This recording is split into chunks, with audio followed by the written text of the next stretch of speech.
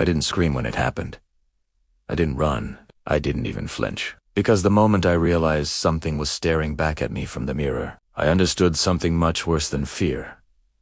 It wasn't trying to scare me. It was already familiar with me. And by the end of this story, you'll understand why mirrors were never meant to reflect us forever. That night started like any other. Quiet. Ordinary. Forgettable. The kind of night your brain deletes the moment it's over. I was alone in my apartment, just past midnight, brushing my teeth in the bathroom. The light above the mirror flickered slightly. Not enough to bother fixing it. Just enough to make everything feel a little unreal. I remember staring at my reflection longer than usual. Not because I liked what I saw, but because something felt off. You know that feeling when your name is being called, but no one's there. That subtle pull of attention, that's what the mirror felt like. I leaned closer, foam dripping from my mouth, studying my own face. Same tired eyes. Same expression I'd seen 1,000 times. Then I blinked. My reflection didn't. It was only a fraction of a second, so small that my brain tried to erase it immediately. I laughed it off, told myself it was stress, lack of sleep, imagination. But then my reflection smiled. And I wasn't smiling. The smile was wrong. Too slow. Too deliberate, like it was testing how much it could change before I noticed. A cold pressure crawled up my spine. I stepped back from the sink. My reflection didn't. It stayed close to the glass, eyes locked on mine, smiling wider than my face should allow. That's when the thought hit me.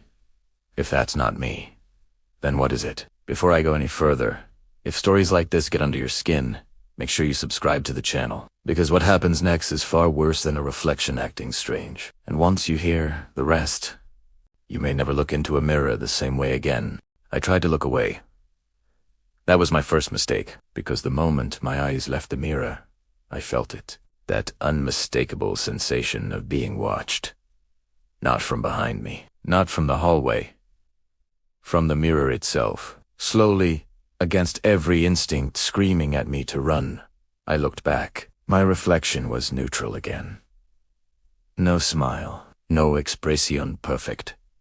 Too perfect. I stood there for several seconds, barely breathing, waiting for something to happen.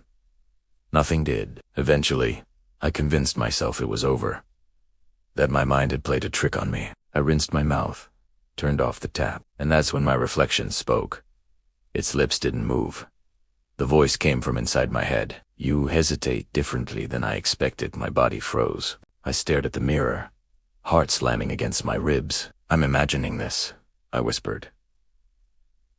The reflection tilted its head, a movement I hadn't made. That's what you always say when you're wrong. Panic surged through me. I backed away until my shoulders hit the wall. The reflection leaned closer to the glass. Its eyes scanned my face, not like someone looking at themselves, but like a scientist studying a specimen. You're slower than the last one, it said calmly. My mouth went dry. The last. What? The reflection smiled again. The last owner. The bathroom light flickered violently, plunging the room into shadow for a split second. When the light steadied, my reflection was copying me perfectly again. Mouth open, eyes wide, face pale. But something had changed. Its eyes weren't afraid. They were curious. That night, I didn't sleep.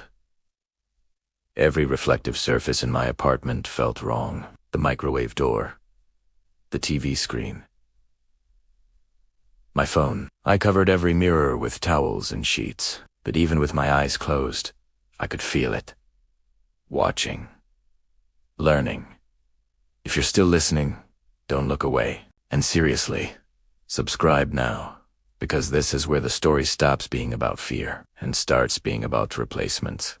By the third night, I realized something terrifying. The reflection no longer copied me instantly. It hesitated, sometimes by half a second, sometimes longer, like it was deciding whether it still needed to imitate me at all. I tested it. I raised my left hand slowly. The reflection raised its right. Wrong side. My stomach twisted. No, I whispered. That's not how this works. The reflection stared back. You rely too much on symmetry, it said. That's a weakness. I slammed my hand against the mirror. The reflection didn't react. Instead, it leaned forward until its face pressed against the glass. I could see details I'd never noticed before. Pores, veins, tiny cracks in the eyes. You watch horror stories? It continued. You're listening to one now. My blood ran cold. You think awareness will protect you? It said. It won't. I smashed the mirror. Glass exploded across the sink and floor. I stumbled back, shaking, breathing hard. There was no reflection anymore. Just shards. For a moment, I thought I'd won. That was my second mistake. That night, I dreamed I was standing inside the mirror, not in front of it. Inside, I could see my bathroom through the glass, distorted and distant. And on the other side, I saw myself, smiling. I woke up screaming. Every mirror in my apartment was gone. Smashed, covered, destroyed. But when I walked past the dark TV screen, my reflection blinked. I didn't. You broke the door. The voice whispered inside my head. Not the room. I felt something shift, like a weight settling into my body. From that moment on, my reflection didn't wait for mirrors anymore. It followed me. In windows, in shadows, in the corner of my vision. And it was getting stronger. One evening, I felt dizzy, disoriented. I sat on my bed, rubbing my temples. When I looked up, I was looking at myself, standing across the room. Not in a mirror in real space. My body stood there calmly, eyes empty. You're tired, it said with my voice. Let me finish this. I tried to move. I couldn't. The world tilted. And suddenly, I was falling backward. Into darkness. Into glass. I'm telling you this now because I don't have much time. I'm still here. Trapped. Watching through reflections. Watching you listen. The body you think is me. It's doing just fine. Smiling. Living. Replacing.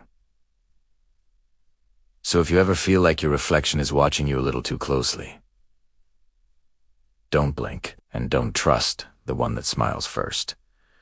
Because if you're still listening, it means it's already learned enough. And soon, you'll be on the other side of the glass.